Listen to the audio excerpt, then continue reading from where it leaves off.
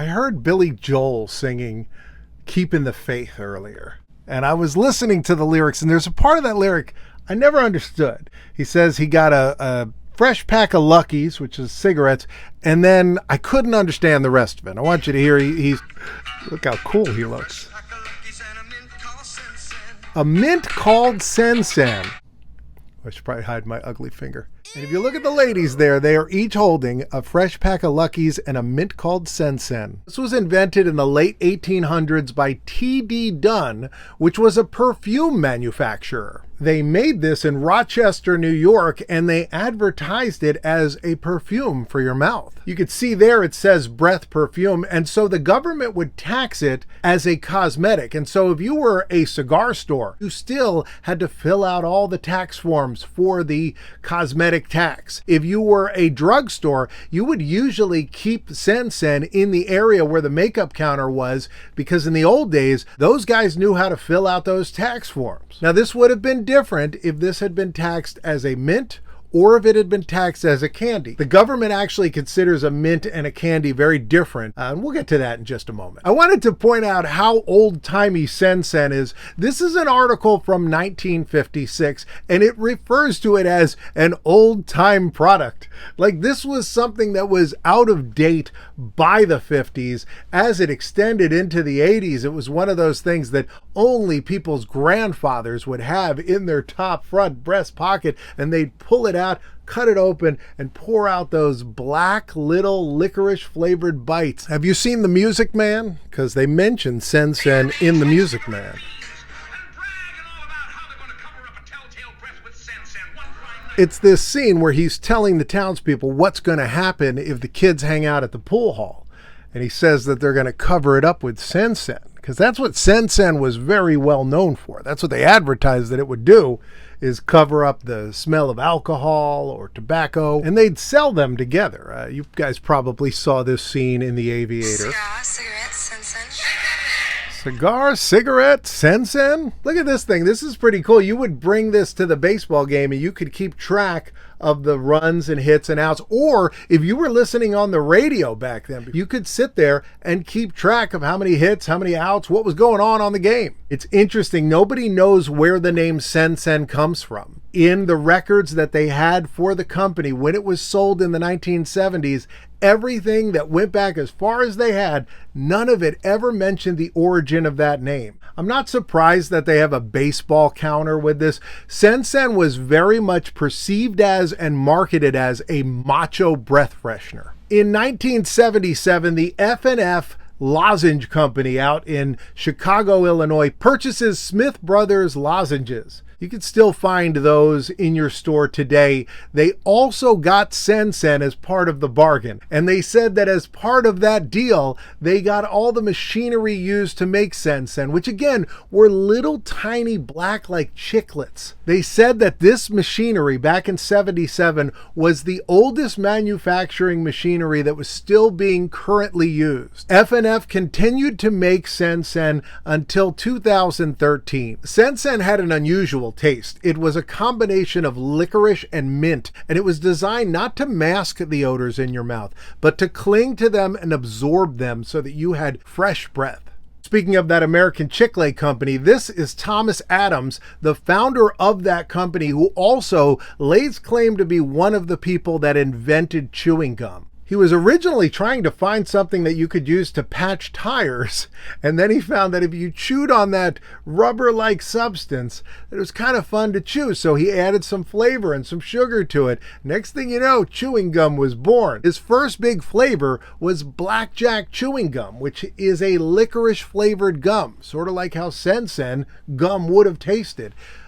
You can still get blackjack today. I believe if you go to like a Cracker Barrel, they have it. Sometimes at your CVS or whatever, you might find it in the aisle. I remember in the 80s or 90s, there was a revival of blackjack. I had never heard of it, but it came back and it was the first time I remember a nostalgia product being marketed. Today we get this all the time. There's always a new, Ecto-1 cooler or Crunch Taters back on the market. By the way, the American Chick-fil-A company also made Certs, which is another long gone breath mint. Much like how Sen-Sen had legal problems based on the fact that they were considered a cosmetic, Certs had an issue where it was considered a mint despite not actually featuring any part of the mint plant. So they had to fight all the way to the Supreme Court to try to make sure that they were not classified as a candy, because candies are taxed differently. You may remember that Certs contained a single glistening drop of Retsin. This is what they always said in their commercials.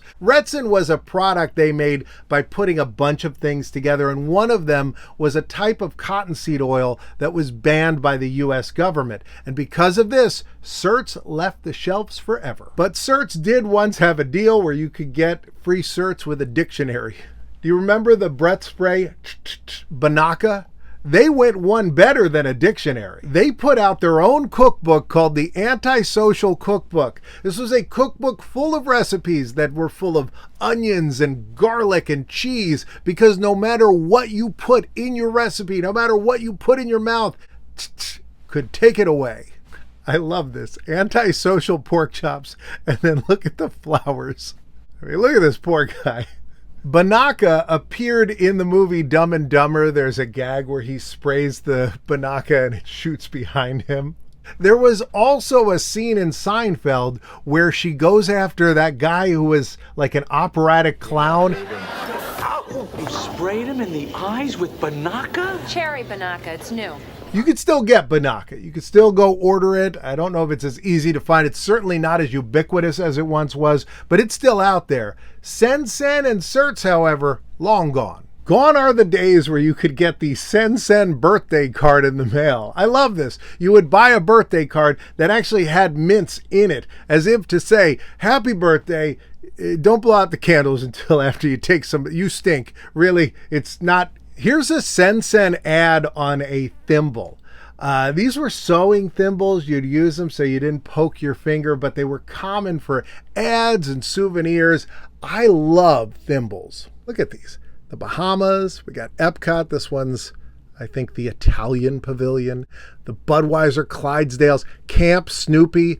And then, of course, Donald Duck. I haven't seen these for sale for a while, but I'm going to keep an eye out. I might have to send one to somebody on Patreon.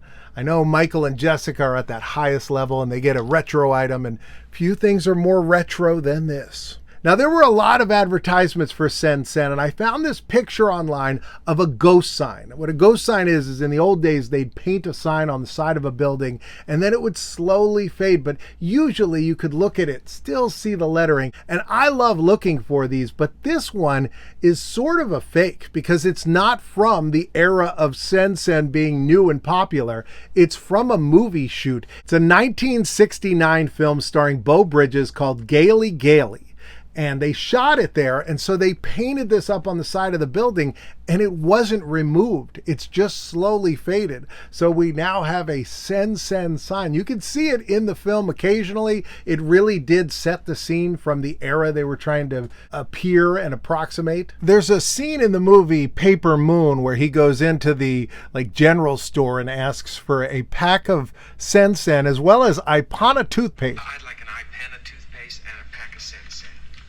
25. And there you can see the Sen-Sen. And that's like one more Sen-Sen movie reference. We got a few of them. Certs had a lot more. Certs was referenced on Good Times. It was referenced on the Beavis and Butthead album. I did a full deep dive into Certs, and if you want to know more, I'm going to put that video right up here. Otherwise, this is the one that YouTube says is best for you. And if you want more videos, there's a second channel, and it's right over here. And I'll see you next time.